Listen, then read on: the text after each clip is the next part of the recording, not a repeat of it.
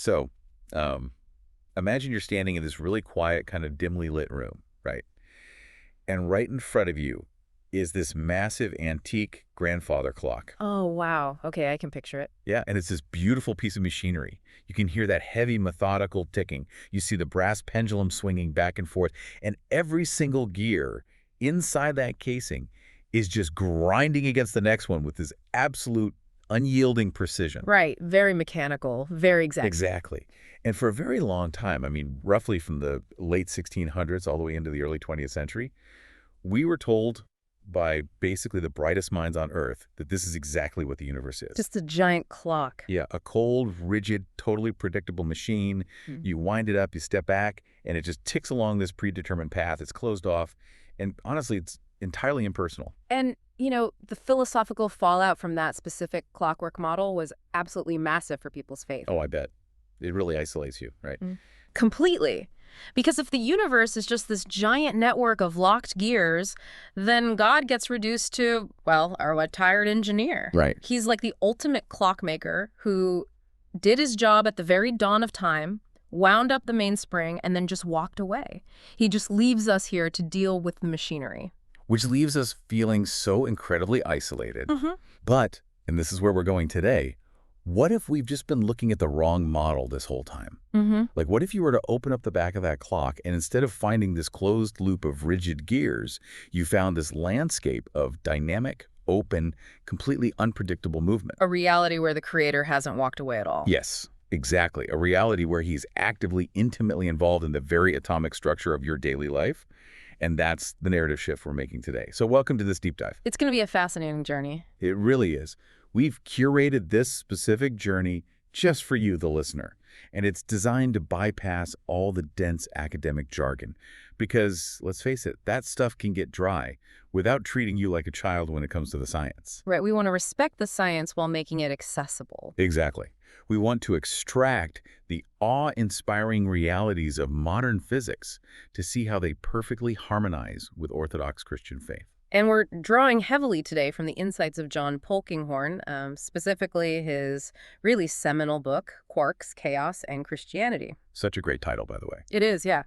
And Polkinghorne brought a perspective to this whole conversation that is, frankly, almost unheard of today, because for decades he was a world-class theoretical physicist. Like top of his field, right? Oh, absolutely. He was a professor of mathematical physics at Cambridge University. He was working alongside the people who were literally discovering the subatomic particles that make up our reality. He even won the Templeton Prize. Which is a huge deal. Huge. But then, right at the height of his career, he resigned from his prestigious Cambridge post to become an ordained Anglican priest. Wow. You just don't hear about that kind of career pivot very often. No, you really don't. And he spent the rest of his life showing how the laboratory and the sanctuary are not at war. And that's a critical mission because, and I know I've felt this, and I'm sure you listening have felt this, so many believers carry around this quiet anxiety. Yeah, that underlying fear. Right. We've absorbed this cultural myth that if you look too closely through a telescope or if you ask too many hard questions about how a biological cell works, you're eventually going to find something that shatters the authority of the Bible. That's the fear, yeah. But our goal today is to explicitly show you that looking at the universe through a scientific lens does the exact opposite. It magnifies the glory of the Creator. It really does. It gives you this incredible intellectual confidence. Yes, the confidence to look at the night sky or even just the chaotic circumstances of your own week and actually love Christ more deeply. But to even get to that place of confidence, we really have to clear away some serious cultural debris first. Oh yeah, the baggage. Right, the baggage. Because the dominant secular narrative, and unfortunately it's a narrative accepted by a lot of Christians too, is what we call the conflict model.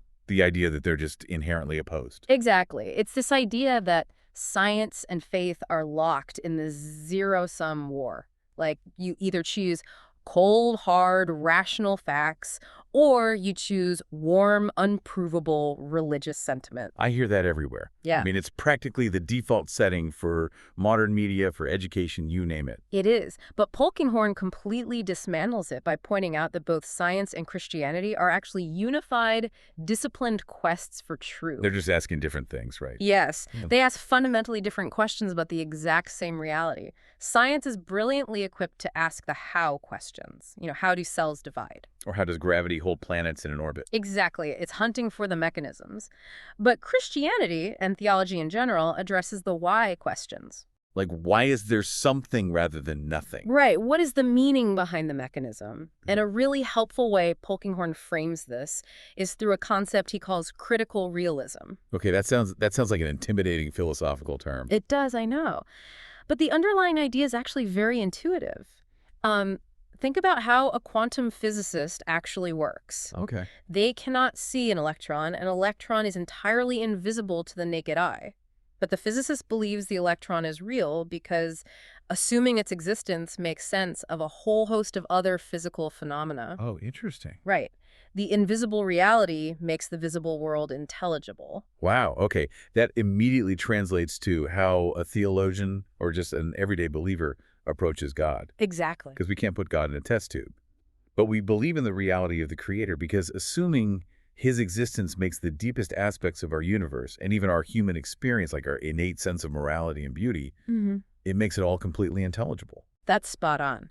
Both the scientist looking at empirical data and the theologian reading scripture are using reason and evidence to understand reality. Truth is unified. Because God wrote both books. Exactly. There aren't two separate contradictory categories of truth like one for the lab on Tuesday and one for Sunday morning worship. All truth is God's truth. I think about it like analyzing a beautiful painting. Say, Rembrandt's The Return of the Prodigal Son. Oh, that's a gorgeous piece. It is. And science can step up to that canvas and perform an incredible service. It can analyze the chemical composition of the pigments, the age of the canvas, the physics of how light reflects off the oil paint. Which is all really valuable information. Deeply valuable. That's the how. But science, by its very nature, cannot tell you what the painting means. Right. A chemical analysis of oil paint cannot explain the profound sorrow and forgiveness depicted in the Father's embrace. Exactly. To grasp that, you need to understand the intent of the artist. You need the why. So if truth is one, how does this free the Christian to study the natural world, like without feeling like they are committing some act of impiety by poking around in God's business? Well, it frees the Christian entirely. Because investigating the creation, studying the chemical composition of the paint, to use your analogy, is not a desecration of the divine. Because the universe isn't God. Exactly. The universe is not God. It is made by God. And therefore, we can prod it, measure it, and investigate it without any fear at all. Polkinghorne actually viewed studying creation as an act of stewardship. It's practically a form of worship, isn't it? It really is. To love God with all our mind means embracing scientific discovery as a way to read God's other book. When you study the natural world, you aren't straying from God. You are studying the work of his fingers. Absolutely. So having established that science and faith are looking at the exact same reality from different angles, we need to look at what science actually sees when it peers into the telescope. And this is where it gets really fun. It really does. Because the deeper we look, the less the universe looks like a random, chaotic accident. It looks like a masterpiece. I mean, it looks shockingly fine-tuned for human life. Yes, and physicists refer to this as the anthropic principle, and it is arguably one of the most staggering scientific discoveries of the 20th century. Polkinghorne spends a lot of time on this in the book, right? He does, because it's so compelling. The universe we live in is not just, any old world. The fundamental physical constants, the invisible rules that govern how matter behaves, they are calibrated with such unimaginable precision that even a microscopic deviation would make a life-bearing universe entirely impossible. Okay, let's break down the mechanics of that, because the phrase fine-tuning can sometimes sound like a generic buzzword. Fair point. Like, how precise are we actually talking here? We're talking about precision that basically defies human comprehension. Take the strong nuclear force, for example. Yeah, what does that do? This is the force that holds the center of atoms together. If you were to increase the strength of that force by just 2%, Wait, just 2%? just 2%, if you increase it by that tiny amount, the universe wouldn't be able to form normal hydrogen. And without normal hydrogen, you have no water. And without water, you have no biology, no life. Right. And conversely, if you decrease that force by just 5%, the universe wouldn't be able to forge any elements heavier than hydrogen. So no carbon? No carbon, no oxygen, no iron. The entire universe would just be a giant sterile cloud of hydrogen gas. That is insane.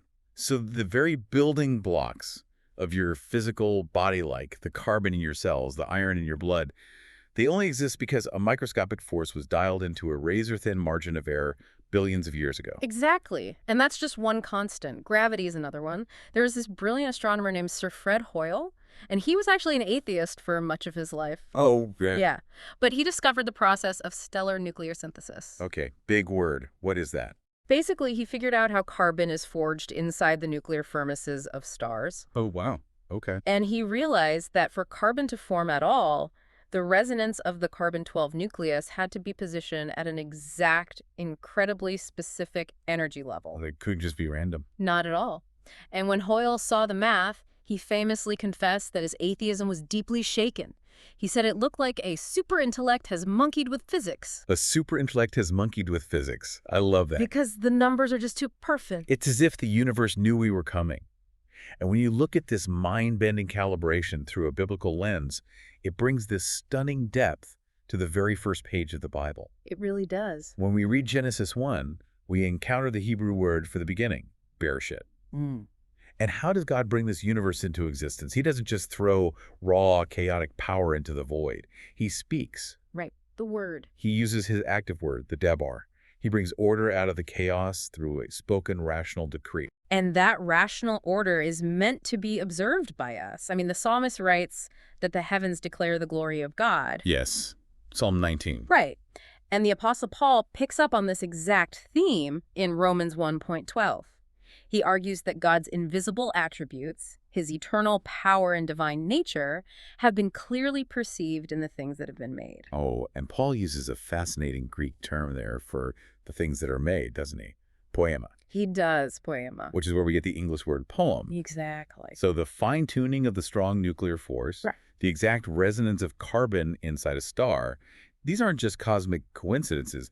They are literal stanzas in a divine poem written in the language of mathematics. That is a beautiful way to put it. But okay, let me push back with what you'll inevitably hear from a secular skeptic. Yeah. Because a critic will look at all this fine-tuning and say, sure, the math is incredibly precise, but we live in an infinite multiverse. Ah, yes, the multiverse argument. Right. They'll say there are billions or trillions of other invisible universes out there, each with a different set of physical laws.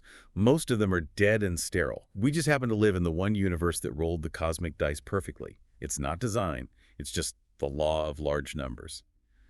So how does Polkinghorne address this cosmic accident idea? Well, Polkinghorne was intimately familiar with the multiverse theory, and he addressed it very directly.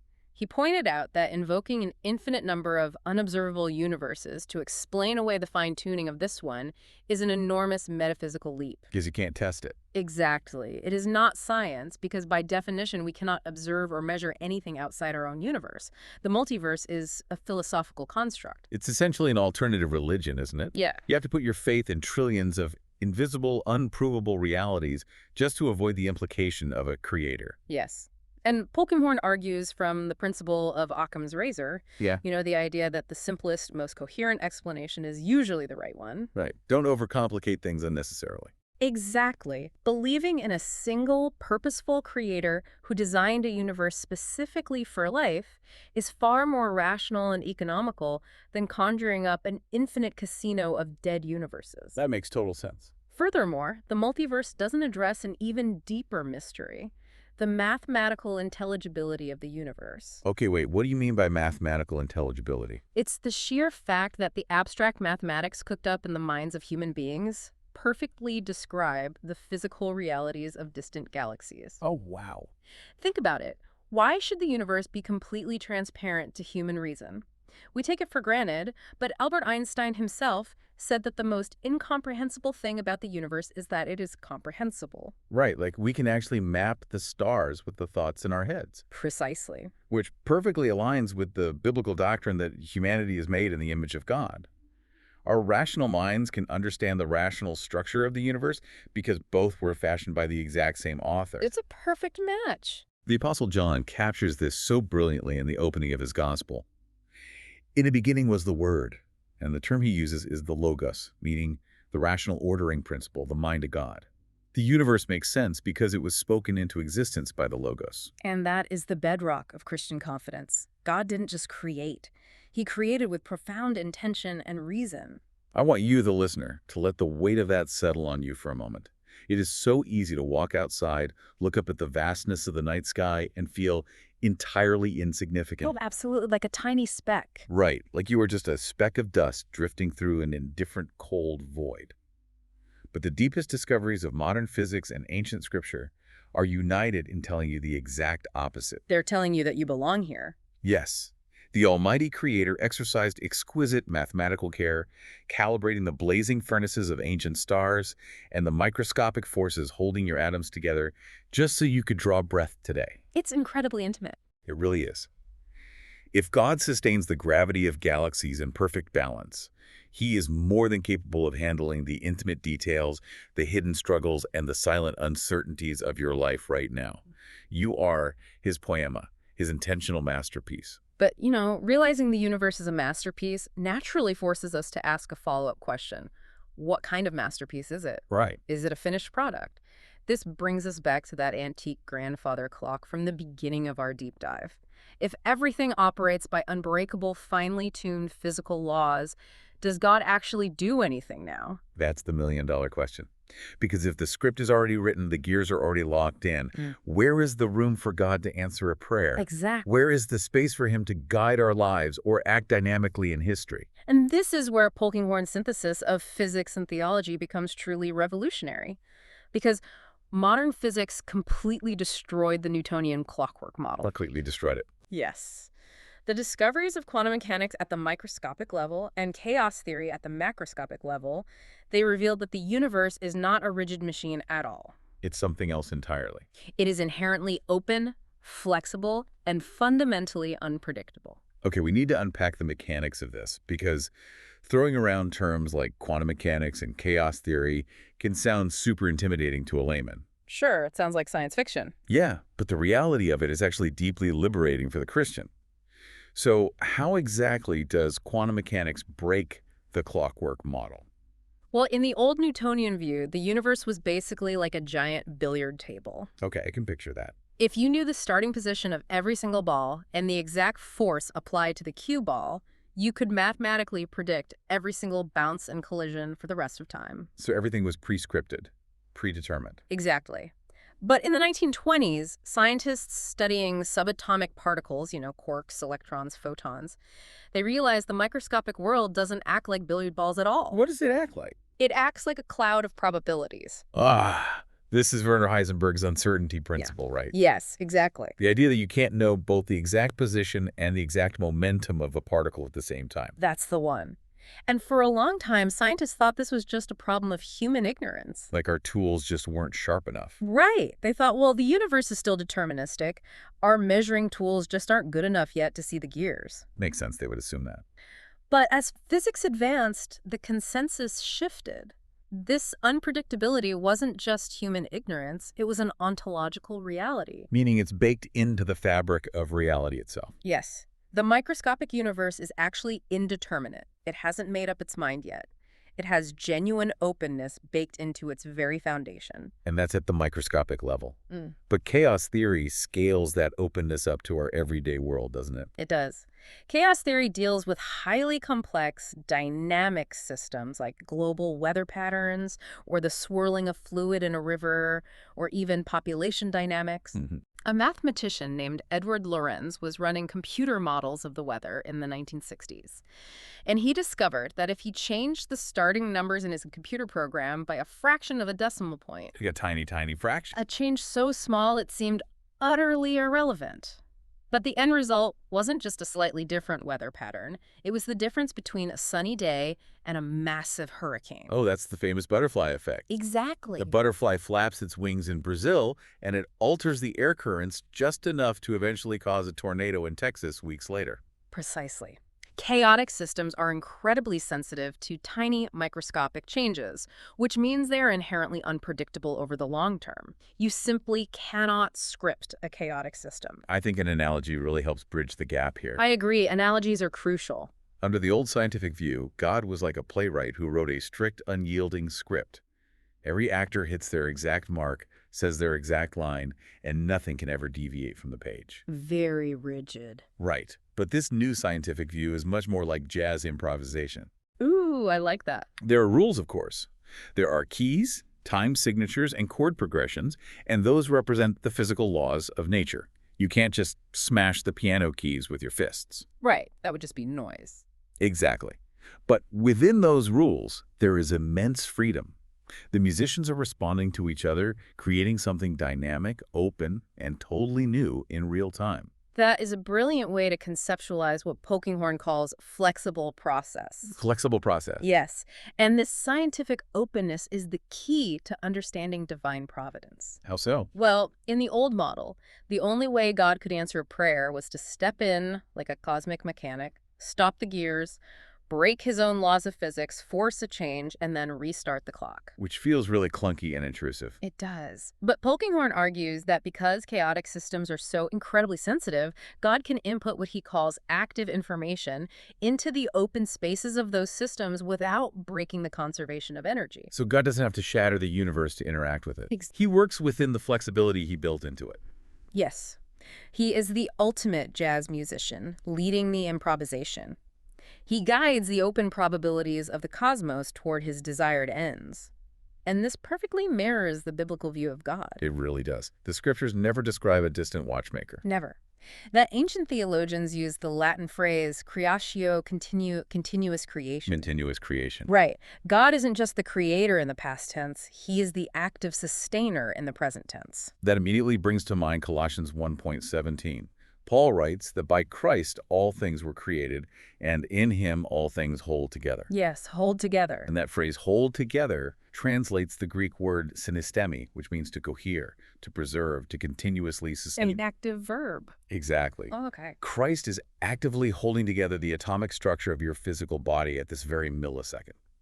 He is actively present in the chaotic weather systems and the quantum fields. And Paul echoes this exact idea to the Athenian philosophers in Acts 17:28.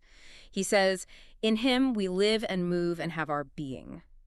The physical universe literally exists within the environment of God's active, sustaining presence. If you are listening to this right now, I want you to think about the areas of your life that feel entirely chaotic. We all have them. We do. Maybe you are in the middle of a massive career transition, navigating a fractured family dynamic, or facing a future that just feels completely unpredictable. It can be terrifying. It is deeply human to interpret that chaos as a sign that things are out of control, or worse, that God has somehow abandoned you. That he's walked away from the clock. Right. But modern physics and ancient scripture are whispering a radically different truth. Unpredictability isn't a flaw in the system. It is the very space where God is personally, actively operating. That's so profound. The Creator is working within the flexible, open spaces of your chaotic circumstances right now, guiding the improvisation and working all things together for your good. That offers immense comfort. It really does. Yeah. However, if we are going to be intellectually honest today, we have to confront the darkest implication of this open universe. Yeah, we do. It is the threshold where faith faces its greatest challenge. We absolutely have to go there, because if we establish that God is actively involved in the open systems of the universe, we have to reckon with the reality of profound pain. We do. If God is guiding the jazz improvisation, why do tsunamis wipe out entire coastlines? Why do children get leukemia? If he is holding all things together, why does he allow biology to tear itself apart so violently? This is the problem of suffering, and it is where Polkinghorne applies his model of science and theology with incredible pastoral sensitivity. I really need you to break this down, because it's one thing to marvel at the mechanics of quarks and cosmic fine-tuning in a comfortable classroom, you know? Right. It's abstract there. It's an entirely different thing to sit in a sterile hospital room while a doctor reads a devastating MRI scan. Let me voice the anger of a grieving believer right now. If God designed a system where biological cells have the freedom to mutate, knowing full well that those same mutations cause deadly cancerous tumors, how is that a loving design? It's a fair question. How does hearing that we are part of a cosmic package deal offer any comfort to someone facing a terminal diagnosis? It is a brutal, agonizing question. And I love that Polkinghorne doesn't offer cheap platitudes. Instead, he introduces what he calls the free process defense. The free process defense. Okay. Then, to understand it, we have to look at something most Christians are already familiar with, the free will defense. Okay, yeah, like human agency. Exactly. We understand that for love to be genuine, humans must have moral freedom. We must have the choice not to love God or each other. But granting that moral freedom inevitably risks moral evil, the reality of humans inflicting horrific pain on one another. Right, because God didn't make us biological robots pre-programmed to obey. He risked our rebellion to gain our genuine relationship. Precisely.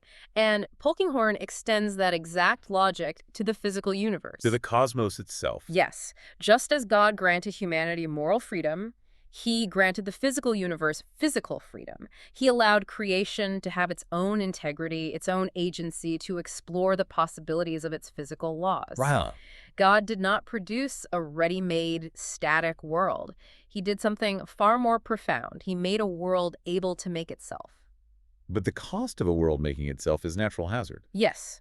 The physical freedom that allows a universe to be dynamic and fruitful involves inherent risk. It has to. Right. The exact same biochemical processes that allow cells to mutate and adapt, which, by the way, is absolutely necessary for life to evolve, adapt to changing environments, and flourish, are the exact same processes that allow cells to mutate into cancer. You can't have one without the other. Exactly. The engine of life is also the engine of disease. You cannot separate them. That is the package deal. You can't have the biochemical freedom that creates a vibrant, adaptable ecosystem without also having the physical hazards that come when those processes go awry. Exactly. Because if God stepped in and stopped every single cellular mutation that might cause cancer, he would freeze the biological world entirely. It would just stop. A world allowed to make itself, with all its inherent risks, is ultimately a more fruitful world than a cosmic puppet show where God dictates every microscopic movement. Even though it comes with so much pain. Yes, but it means that creation is dynamic, and crucially, it's unfinished.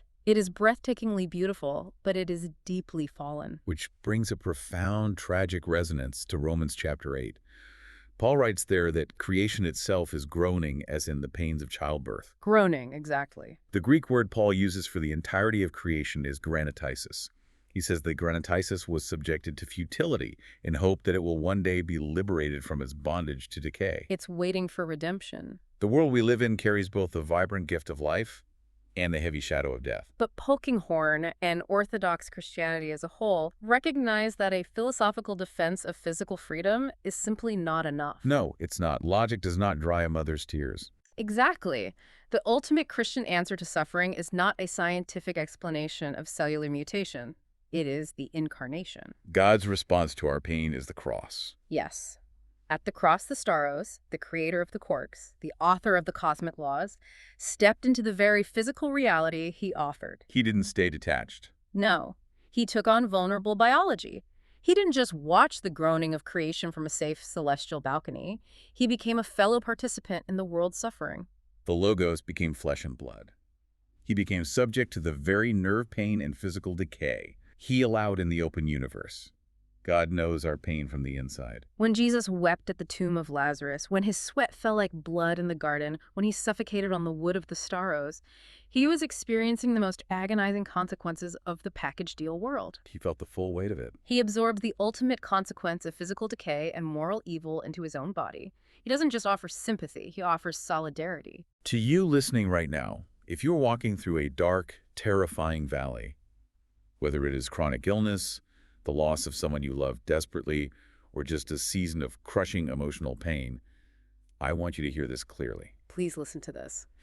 The Christian faith does not promise you a protective, magical bubble from the physical realities of this free universe, but it promises you a crucified Savior who knows exactly what it feels like to break. He's been there. You can cling to him because he is not a distant, indifferent clockmaker. He's the fellow sufferer who entered the darkest depths of human agony so that you would never, ever have to suffer alone. And because God entered into our suffering and operates actively within this open universe, we are invited to commune with him to change the reality of this world. Which completely transforms how we understand prayer and miracles. Completely. I'm really glad we are hitting this because in a scientifically literate age, prayer is often reduced to a psychological crutch. Oh, all the time. Just wishful thinking. Right? People think it's just positive thinking or wishing out loud into a void. But if the universe is genuinely open, like we've been talking about, prayer changes entirely.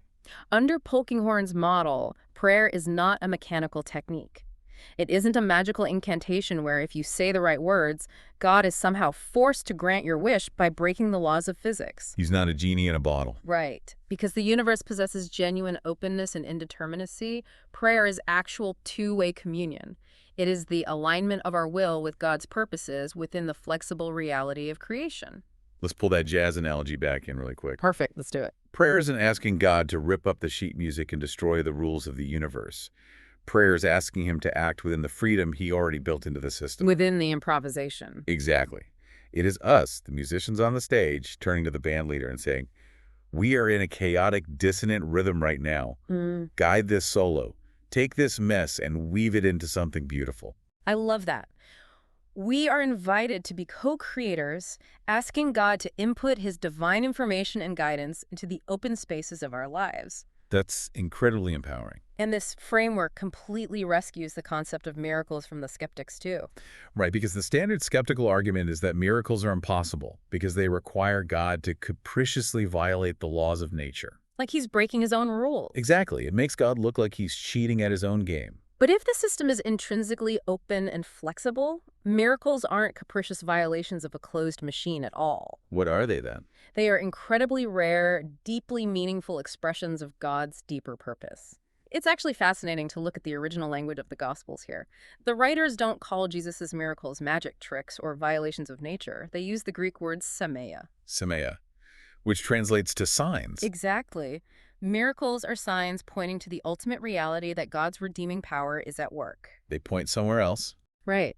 When Jesus heals a blind man or calms a chaotic storm on the Sea of Galilee, he isn't destroying the natural order. He is restoring it to its intended, unfallen state. Wow. He is giving humanity a tangible preview of the physical redemption that is coming. Which drives us inevitably toward the absolute climax of Polkinghorne's entire argument and, well, the very foundation of the Christian faith, the resurrection. Everything hinges on this event. I mean, everything. It really does. Science, by its very nature, studies repeatable processes. It studies things that happen over and over again so we can measure them and form laws. You test it, you reproduce it. Right. But Christianity rests upon a unique, unrepeatable historical event, the resurrection of Jesus Christ. We see the accounts in Luke 24, and the Apostle Paul delivers a massive theological masterclass on it in 1 Corinthians 15. The Greek term used throughout the New Testament is anastasis, which literally means a raising up or a standing up again. And Polkinghorne, as a world-class theoretical physicist, did not treat the resurrection as a comforting myth or, a spiritual metaphor for the renewal of springtime. This is a nice story. Right. He defended it as a robust, literal, historical reality. You have to account for the sudden, radical transformation of the early church. Yeah, you have a group of terrified disciples hiding in a locked room on Friday, Fearing for their lives. who suddenly transform into bold martyrs willing to die to spread their message across the entire Roman Empire. That demands a sufficient historical explanation. And the only explanation that actually fits the data is the empty tomb.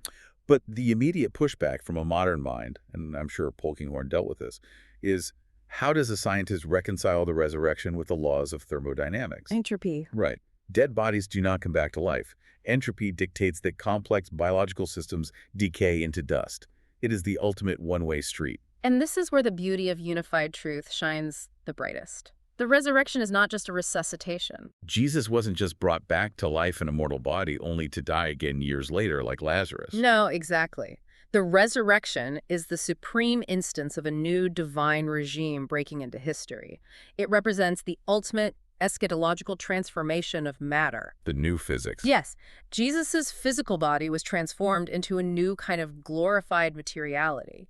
It is God declaring that the current laws of thermodynamics and decay do not have the final word over his creation. It is the down payment on the future of the entire cosmos. It's the prototype of the new physics, which connects so beautifully to the very end of the biblical narrative. Revelation. Yes. When you read Revelation 21, John sees a new heaven and a new earth. The ultimate hope of Christianity is not that we shed our physical bodies and float around as disembodied spirits on clouds for eternity. That's a huge misconception. It is. John sees a physical, redeemed, tangible universe. The biblical hope is never evacuation from the physical world. It is the total transformation of the physical world. The anastasis of Jesus is the historical guarantee that God's ultimate purposes transcend the limitations of physical decay. The groaning of creation has an end date. It does. I want to bring this to a triumphant point for you, the listener. The resurrection is the anchor of your soul. It guarantees that the deepest hurts you carry, your physical ailments, the aging of your body, and the griefs that keep you awake at night will ultimately be swallowed up in victory. A living hope? We possess a living hope. The decaying cosmos you see around you, with all its chaotic weather and dangerous cellular mutations, will one day be fully redeemed. The empty tomb is the historical physical proof that death is actively working backward.